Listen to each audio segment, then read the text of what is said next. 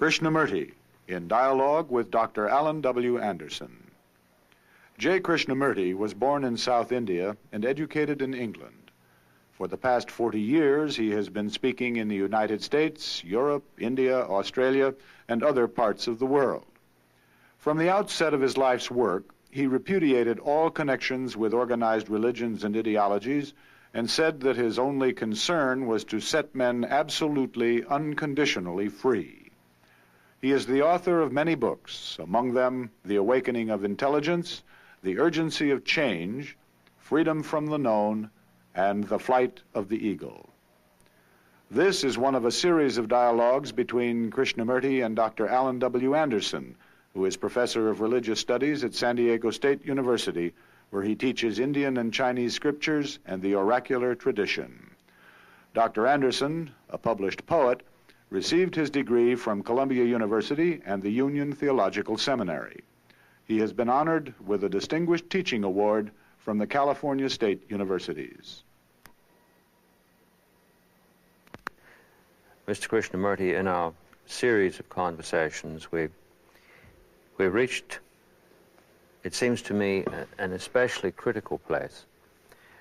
In our last discussion together, we touched on the question of authority,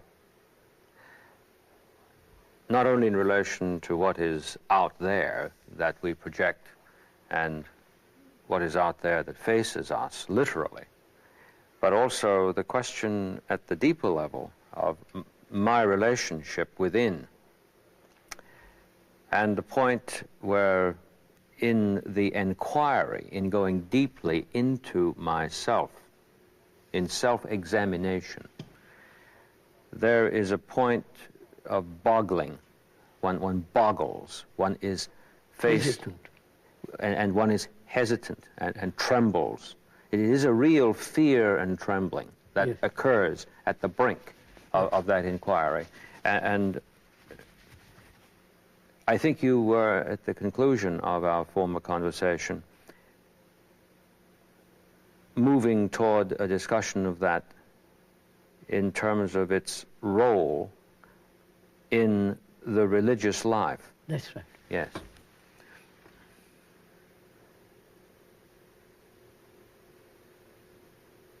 So why do we hesitate? That's what comes to what you're saying.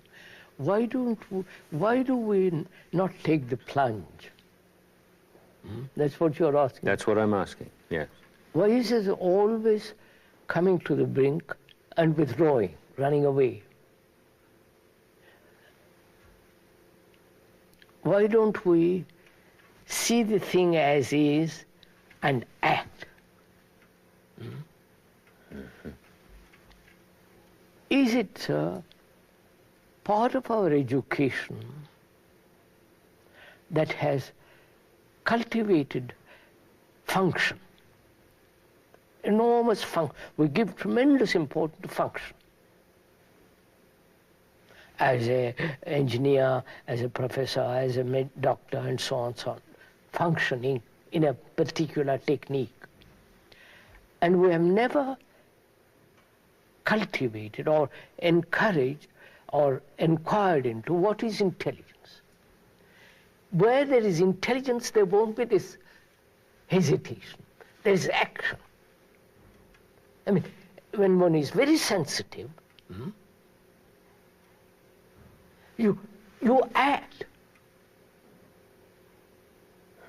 That sensitivity is intelligence.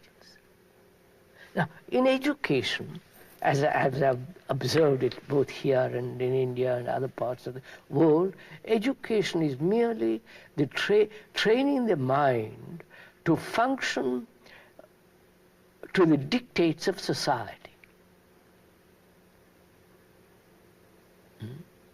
So many engineers are wanted. So many doctors are wanted. If you get into a profession where there are few, you might make more money. You have to watch out for the glut. Glut. Yeah, that's, don't become a too scientific. There are enough science, or whatever it is. Oh dear, yes. So we are encouraged and trained to function. in the field of activity as functions, careers.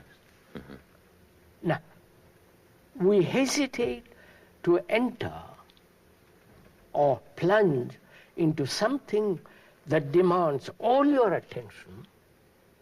Yes. Not fragmentary, all your attention, because we don't know what to measure. We know how to measure function. Here we have no measure. Therefore I depend.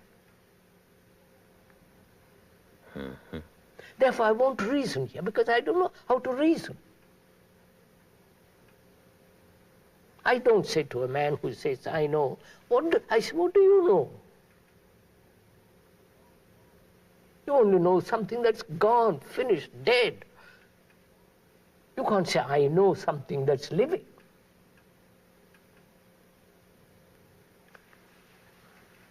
And so gradually, as I see it, the mind becomes dull, restless. Its curiosity is only in the direction of functioning. And not, it has no capacity to inquire. To inquire, you must have freedom first. I can't inquire otherwise. If I come to inquire to something which I have to inquire about, if I have prejudices, I can't inquire. If I have conclusions about that, I can't inquire. Therefore, there must be freedom to inquire. And that is denied. Because I've laid, society and culture laid tremendous importance on function. And function has its own status. Oh, yes, yes. It's exalted ultimately into process. Yeah, into a status. Right. So status matters much more than function. And so I live in that field, live in that structure, and if I want to inquire into religion, what is God, what is immortality, what is beauty, I can't do it. I depend on an authority. And so I have no basis for reasoning. You follow, sir? In this vast field of religion. So, it is partly the fault of our education, partly our incapacity to look at anything objectively. Our incapacity to look at a tree without all the rigmarole, knowledge, screen, blocks that prevents me from looking at the tree. I never look at my wife, if I have a wife or a girl, whatever. I never look.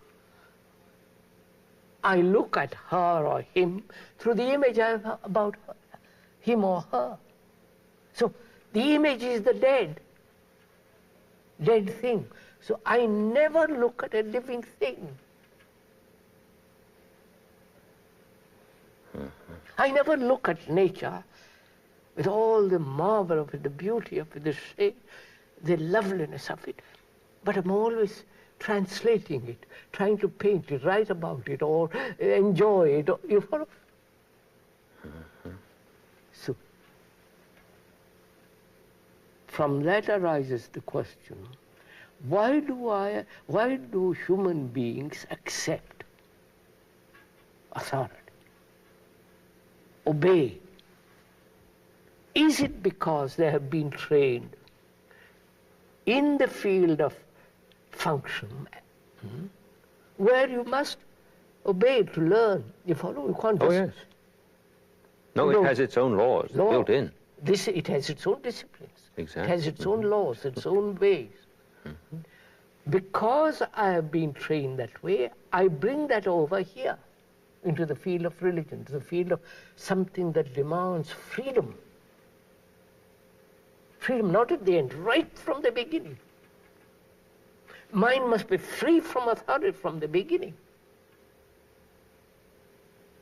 If I want to find out what is God, not I believe in God, that's no meaning. If there is God, if there is no God, I really want to find out. I am terribly serious. And if I am really serious, I'm really concerned to the understanding, learning about God, if there is God, I must push aside completely all the beliefs, all the structure, all the churches, all the priests, all the books, all the things that thought has put together about religion. You follow? Yes, I do. I've been thinking very hard about your word intelligence and the word truth in relation to what you've been saying. And the passage from the gospel came to my mind, which would end up, I think, with a very different exegesis in terms of what you've been saying if one applied what you've been pointing to this text. When he, the Spirit of truth, is come, he will guide you into all truth, and the truth shall make you free. The truth is called a spirit here. And in the very same St. John's Gospel, God is also called spirit. Radical act.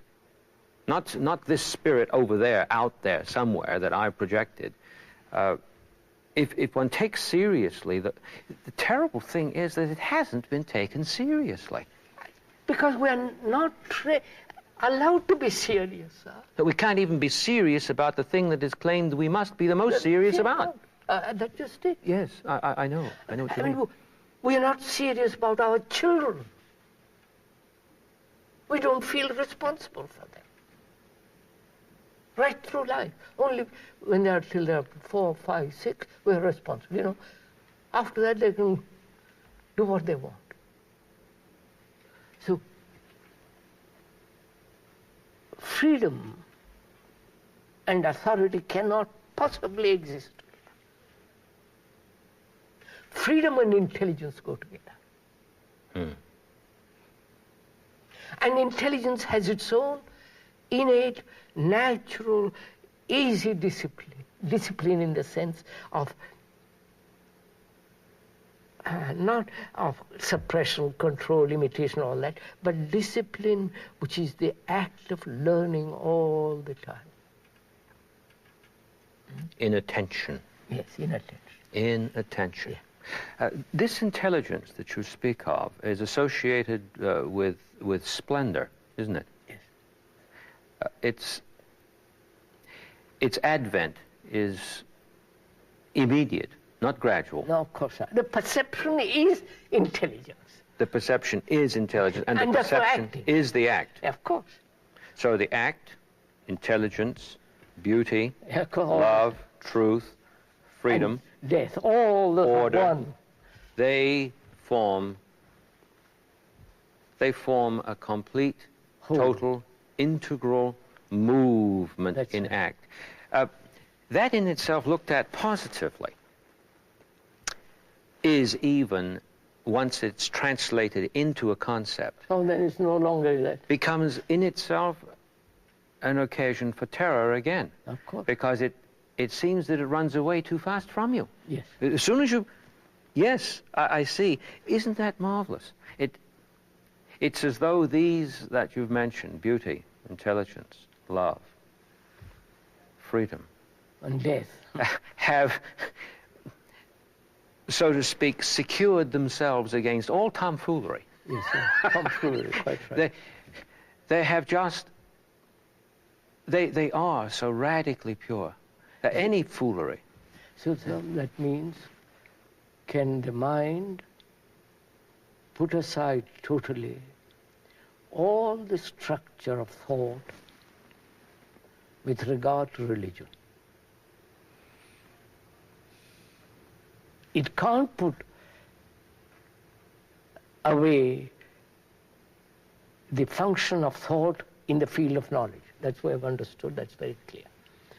But here there is something I don't know. We don't know. You follow, sir? We pretend we know.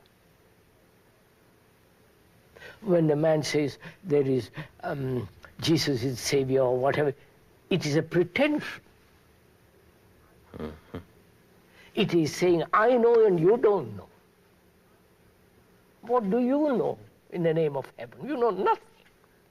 You just repeat what you have learned for somebody else. So can the mind, in the field of religion, which is the most, because religion is, as we said at the beginning, the gathering of all energy in that quality of attention. And it is that quality of attention that regenerates man. That brings about real transformation in man with regard to his conduct, his behavior, his whole way of relationship.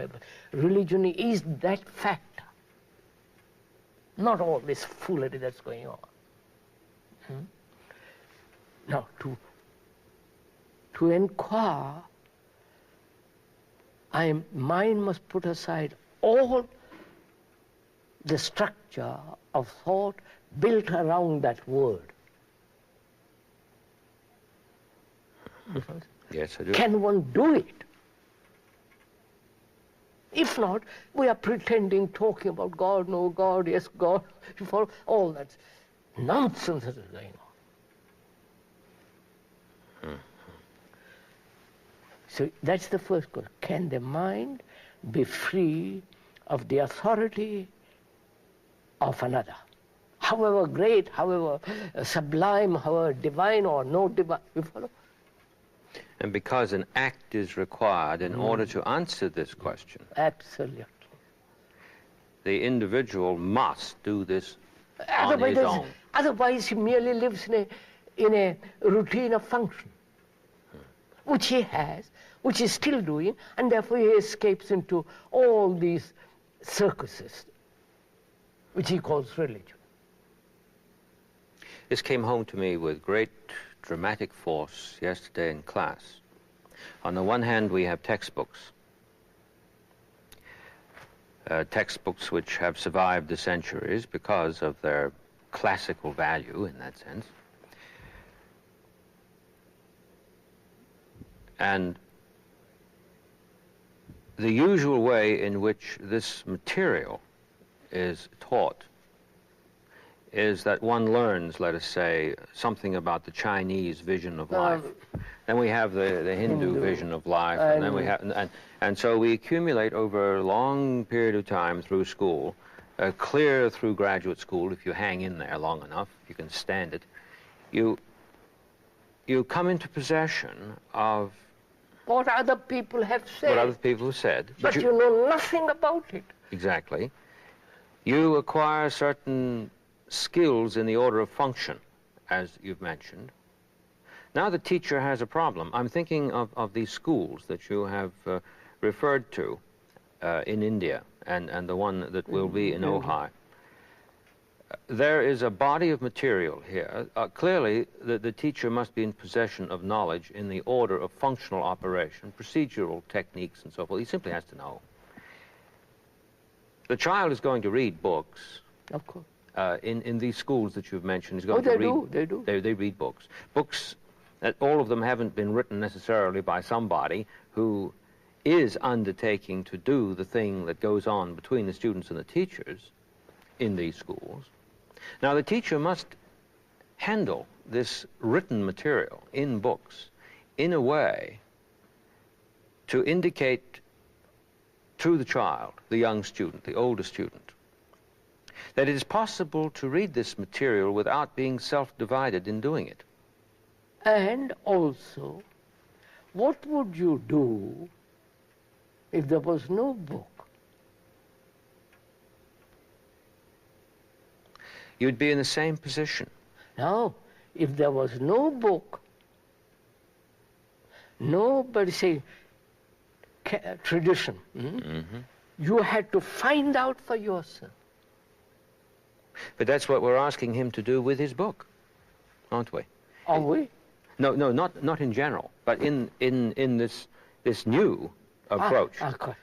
In the new approach, we must somehow bring the book and the other. Bring the book and the other and together. Freedom, and the freedom. Book and freedom. Yes. This is what hit me with such shock yesterday in class.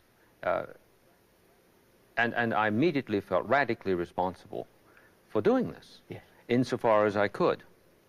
And I was surprised to see that though the students were extremely hesitant, there was a lot of anxiety there, real fear and trembling. What of health they possessed did assert itself, and there was a tremendous interest in the possibility. But then there was the hesitation that somehow wasn't passed. The hesitation is there. I have this feeling that this has happened through the centuries with persons who have seriously studied Scripture, since we were talking about religion. Sometimes you can detect it in their very commentaries, in their very writing. They come right up to it. And miss it. And then they can't make it. Push it over. They can't go beyond the point. That's it has been my fortune or misfortune to talk great deal. Everybody comes to that point. And say, please, what am I to? I've reached that point, I can't go beyond. So look at it this way, if I may suggest. If I had a class, I wouldn't talk about the book first. I'd say freedom. You are second-hand people. Don't pretend you are not. You're second-hand, sloppy, shoddy people. And you are trying to find something that is original. The reality is original. It's not colored by all the priests in the world.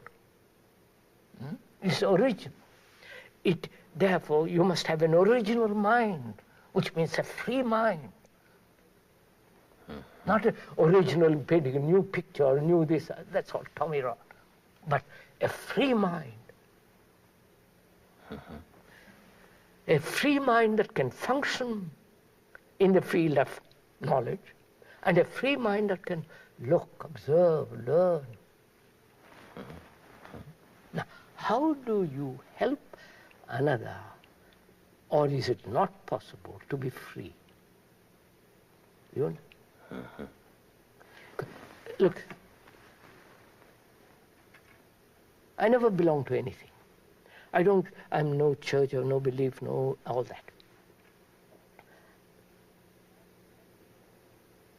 A man who really wants to find out if there is eternal, the nameless, something beyond all thought, he must naturally set aside everything built on thought. The savior, the masters, the gurus, the knowledge, all that must. Are there people to do that? Will anybody undertake that journey? Or you say, well, you tell me all about it, old boy. I'll sit comfortably, and then you tell me. Yes, that's what goes on. I say, I won't describe that. I won't tell you a thing about it. To put it into words is to destroy it. So, let us see, if you cannot be free, what are you frightened about? Frightened of authority, frightened of going wrong, but you are completely wrong the way you live. Completely stupid the way you are carrying on. There's no meaning. Follow, sir. deny the spiritual authority of every kind. Because what are you frightened of? Going wrong spiritually? They are wrong, not you are wrong, because you are just learning. They are the established in unrighteousness.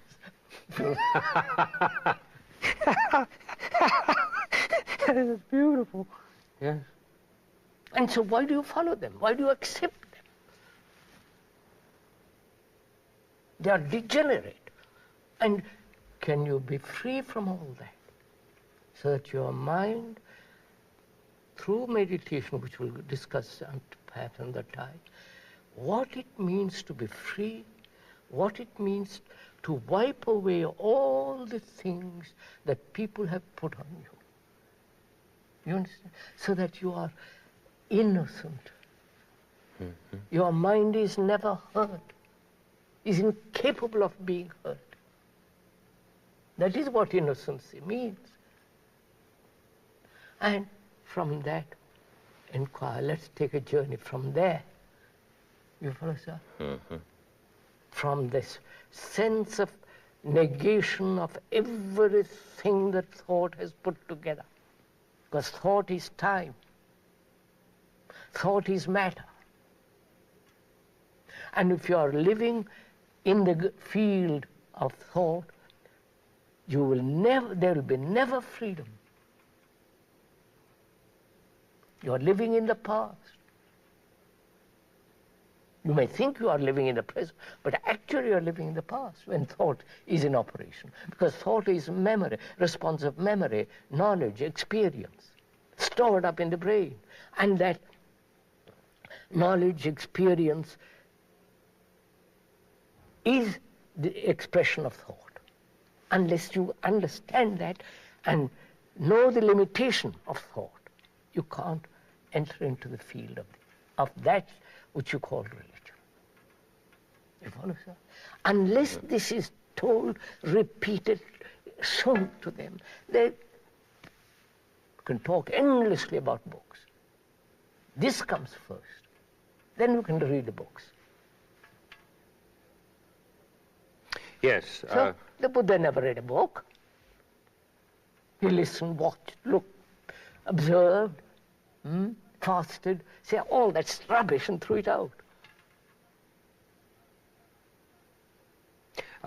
I just noticed something that you said.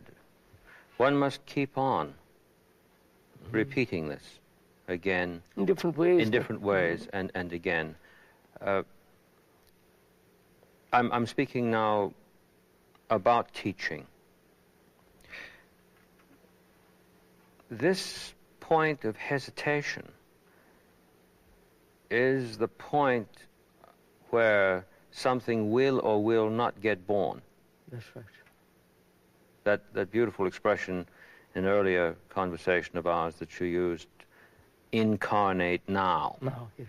So we're on the brink, where, in the words of Ortega I mentioned earlier, rocking back and forth on the brink of a new event, and we're not over the line.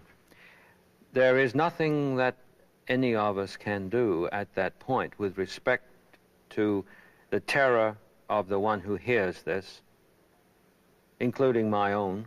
I'm not dividing myself from this doing together with the student, since I am a student in this activity. Quite. So here we are, student among students. And there's this boggling, this fear and trembling. And nothing can be done other than simply encourage. And tell them, wait, stay there. Hold. Hold. Doesn't matter if you wobble, but keep on wobbling. Don't bolt. Don't run away. And so this is said in different ways over and over again. Now I understand what you meant by saying, now let's start the class 10 minutes With this. with this. We don't open the book. That's right. Yes, we don't open the book. We start with this. And then when the book is opened, perhaps the word for a change will disclose itself. That's right. Because intelligence has broken out. Oh, that's right. And behold, it's all splendid. Yes, yes, yes, I please, I didn't mean to interrupt you. I just wanted to make sure that I have, it's terribly important that I understand this. Because this is students rush from one class to the other. Mm-hmm. Because the period is short, run. From mathematics to geography, from geography to history, chemistry, biology, run. And if I was one of the professors, teachers, I'd say, look, sit down, be quiet for 5 minutes, be quiet. Look out of the window if you want to, see the beauty of light or the water or the leaf and look at that, this and that, but be quiet. We teach in classes that don't have windows now. Of course, naturally. Yes, I was just being facetious. Of course, sir. But not only facetious, it's a horror. Horror, that's what. Yes, you are trained to be functional. You follow, sir? I know. Don't look at anything else, but be monkeys. And my child is brought up that way. Yes. It is appalling. The classroom's a tomb. Yes. So I say, sit quiet. Then after sitting quietly, I talk about this first. I've done this in schools. Talk about this. Freedom, authority, beauty, love, all that we have been discussing. Then pick up your book. But you have learned much more here than in the book. Oh, yes. Oh, therefore, the book shows what you follow? Yes, exactly. Exactly. The book is seen. Book becomes a second-hand thing. Yes, it's seen with a clean eye. That's why, sir, I personally have never read a single book of all this. Neither the Gita, the Upanishads, all that. But what the Buddha has said, it somehow bored me. It meant nothing to me. What has meant anything was to observe. Observe the very poor in India. Observe the rich, the dictators, the Mussolinis, the Hitlers, the Khrushchevs and Brezhnev, and all, watch them in a politician. And you learn an awful lot. Because the real book is you. Do you understand? If you can read your book, which is yourself, you have learned everything, except the functional knowledge. So, when there is self-knowing, authority has no meaning. I won't accept. Why should I accept these people that bring truth from India? That's not truth they're bringing a tradition. What they believe. So, can the mind put away everything that man has talked or invented, imagined about religion, God, this and that? That means can this mind, which is the mind of the world, which is the mind of common consciousness, can that consciousness empty itself of all the things man has said about reality?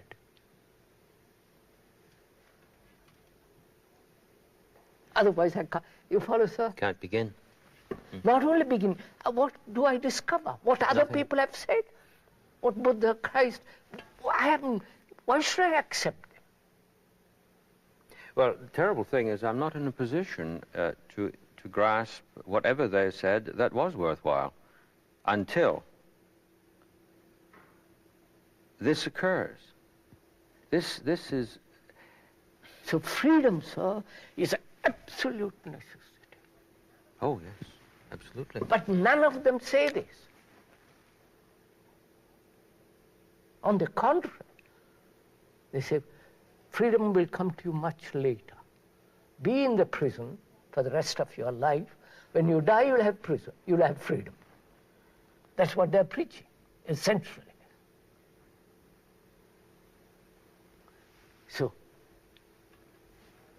can the mind, the heart, and all the storehouse in the brain be free of the things that man has said about reality? So that's a marvelous question. You understand, sir? Oh, I do. I do. One of the things that seems to me of remarkable cogency in our discussions, in our conversations, has been how continually you've returned to a question. Yes. Return to the question. And the notion of return in its depth has, it seems, if I followed you correctly, been quite erroneously presented. The return has been presented as a movement to an answer. Quite. But that is not a return. No, of course not. No, because the turn is toward that original that you mentioned. Therefore, it is to the question, not to the answer at all. Quite right. Is Quite right. You know, I was staying once in Kashmir, right among the mountains, and a group of monks came to see me, freshly bathed and everything, done all the ceremony and all that, had come to see me. And they said they had just come from a group of unworldly people who were super monks, who are very high up in the mountains. And I said, they're totally unworldly. I said, what do you mean by that word, sirs? He said, they've just left the world. They're no longer tempted by the world. And they have this great knowledge of the world. And I said, when they have left the world, have they left the memory of the world? The memory, the knowledge which the world has made, you follow? Which the gurus have put together, the teachers. He said, that's wisdom. How can you leave wisdom? I said, you mean wisdom is bought through a book, through a teacher, from another, through sacrifice, torture, renunciation? You follow, sir, their idea? That is, wisdom is something you can buy from somebody else. They went up the mountain with all this baggage. Baggage, that's exactly what I said. All the baggage which you have put away, the world you have put away, but you carry their baggage. You follow, sir? Oh, goodness me. So that is really important thing to if a mind is really very serious, to find out what religion means. Not all this rubbish. I keep on repeating because that seems to be mounting, growing. But to free the mind from all the growth, accretions. And therefore, which means see the accretions. see all the absurdities. It throws a very, very different cast on our word worldly. Yes, that's just it. They're going up the mountain in order to leave the world, but they're taking immense pains to take it with them. Yeah, that's right. That's what they're doing when they go into the monastery. Of course, of course, of course, of course, of course. Goodness. Accretions, incrustations. So can I come back and the mind be completely alone, not isolated, not withdrawn, not build a wall around itself, say, and then I'm alone. But alone in the sense that aloneness that comes when you put away all this, all the things of thought. You understand? Mm-hmm. Because thought is so clever, cunning. It can build a marvelous structure and call that reality. But thought is the response of the past. So it is of time. Thought, being of time, cannot create something which has no time. Thought can function in that field of knowledge, it is necessary, but not in the other. And this doesn't need bravery, it doesn't need sacrifice, it doesn't need torture.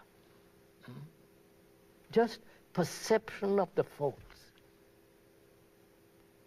To see the false is to see the truth in the false. I don't know. To see the false is to see the truth in the false. Of course. I must repeat that again. To see the false is to see the truth in the false. Mm-hmm. And see what is considered truth as the false. Yes. Yes. Mm-hmm. So my eyes are stripped of all the false. So that there is no inward deception whatsoever. Because there is no desire to see something, to achieve something. Because moment there is a desire to experience, to achieve, to arrive at enlightenment, all that, there is going to be illusion. Something desire has created. Therefore, the mind must be free of this pursuit of desire and its fulfillment, which we discussed previously. Understand what the structure of desire is. We talked about a great deal about that. So, comes to this point, can the mind be free? And free of all the things which are born of fear and desire and pleasure. That means one has to understand oneself at great depth. The thing that keeps popping up is that one can repeat those questions. Yes, sir. And start to think that he has grasped them. You grasp the words. Exactly. There's something that you have to come out the other side of. Quite right. But the repetition of the question does have a functional value. I know. It seems to me. Yes, sir, it does. That is, if the person is willing to listen. If he's willing to listen. Because thought is incredibly deceitful, Very. as you pointed out.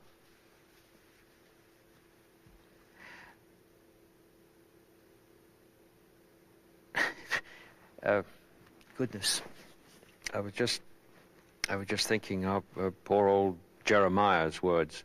The heart is desperately wicked and deceitful above all things. Surely he must have Tasted something. Yeah, and of course, as with the whole line, we did them in. You know. But I was asking myself this question concerning why I went on to continue my formal education. And in following this deeply, it seems to me to go back to something that is going to sound very absurd. But it has something to do with everything you've been talking about. When I was very small, growing up in England, I was put to school rather earlier than many American children put to school. And I was read a great deal of poetry. I don't know what's happened to us in this country, but poetry doesn't really exist for the populace at all. I know. But thank God I was brought up on it daily. Yes. And in England, of course, everyone yes. reads poetry, Greek, Latin. Right. We all went through. And I was always read poetry by the young woman employed by my parents to look after me and my little sister and so forth. I never went to sleep without hearing it. One day, when I was very small, at school, the teacher read The Owl and the Pussycat Went to Sea in a beautiful pea-green boat. That mad thing, marvelously mad thing, Edward Lear wrote. Edward Lear, yeah. Yes. And you know, I was never the same again. And I know now why this sounds absolutely absurd. I came to experience in language a splendor that I never lost touch with, despite all the struggles I had with my teachers. I had a bad time in school. To get to the end of formal education and have to say that doesn't sound very good, but I did. I had a pretty grim time. And one of the reasons for the grim time was my refusal to give this up. This Quite a pussycat in the boat. the fact that there's a bird and a cat in the same boat. Oh, yeah. And the man is describing what you've called act, movement, in which truth and beauty Yes, and so on move along. Oh, goodness. So I think we ought to, after coming up to this point, we ought to go very deeply again into the question of meditation. Yes. Because religion, in the sense we are talking about, and meditation go together. That means religion isn't just an idea, but it's actual conduct in daily life.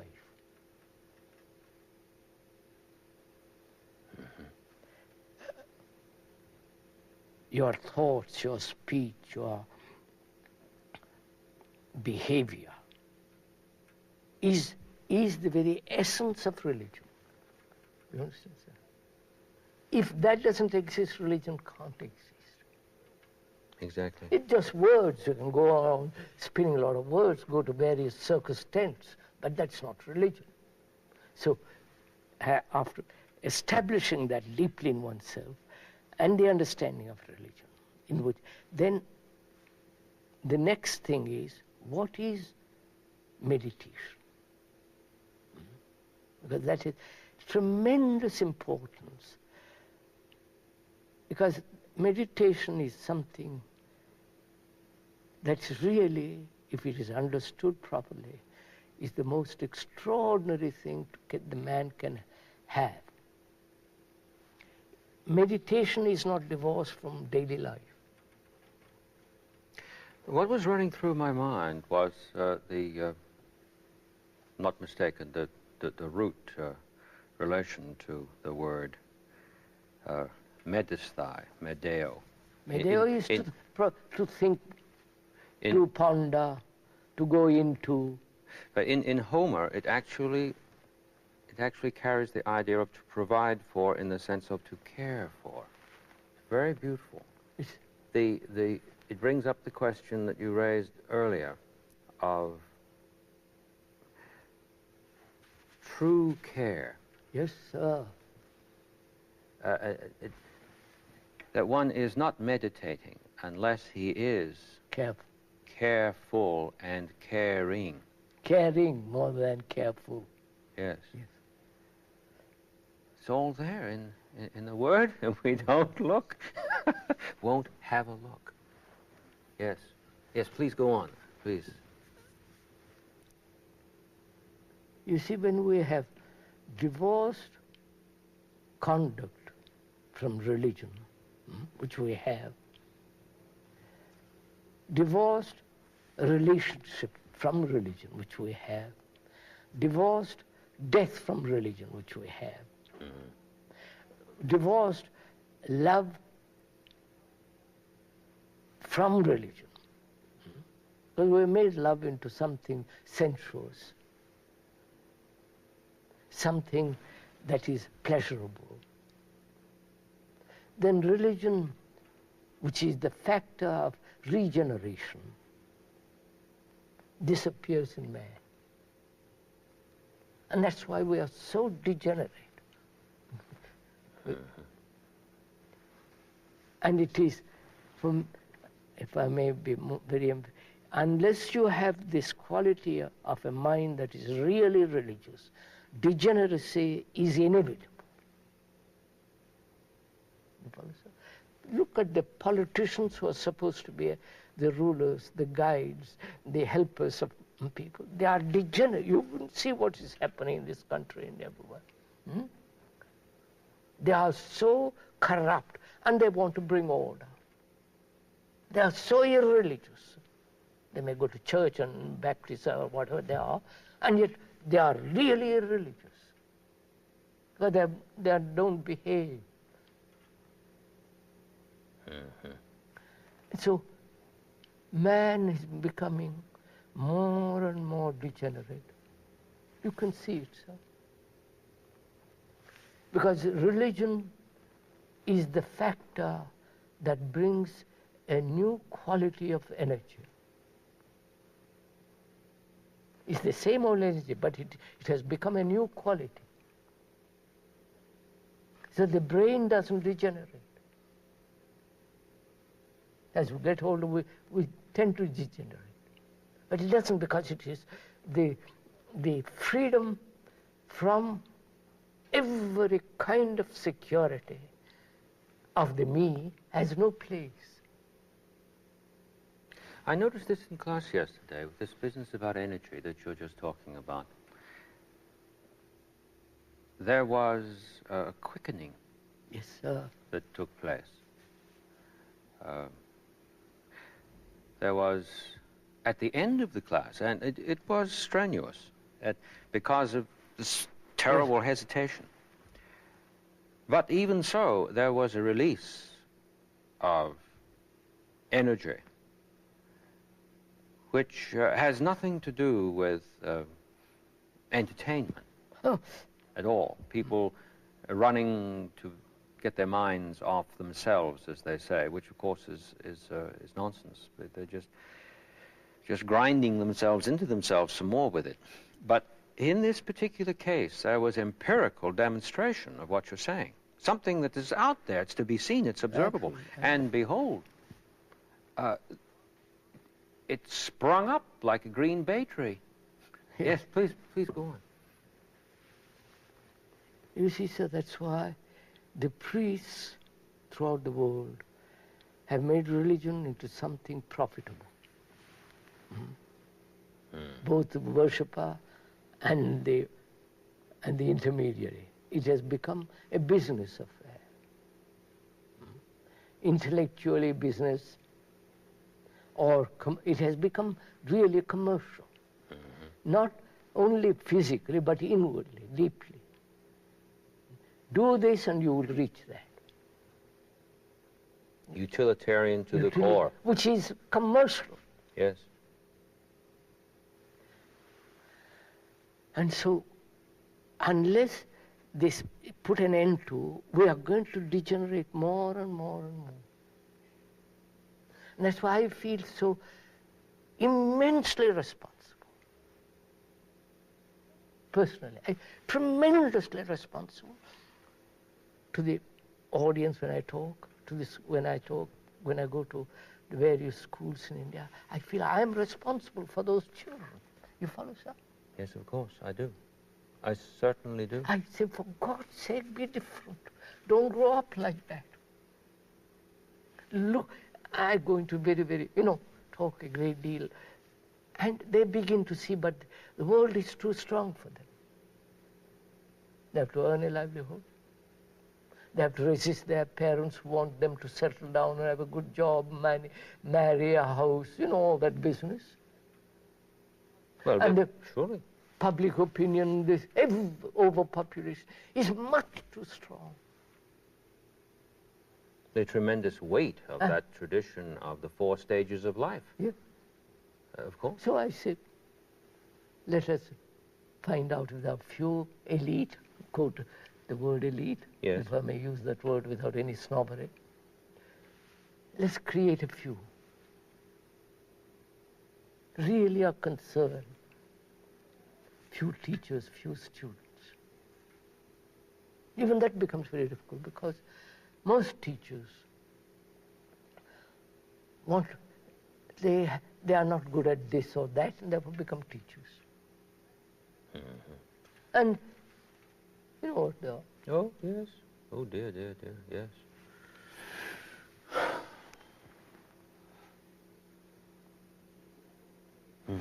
So everything, sir, is against you. Everything. The gurus are against you. The priests are against you.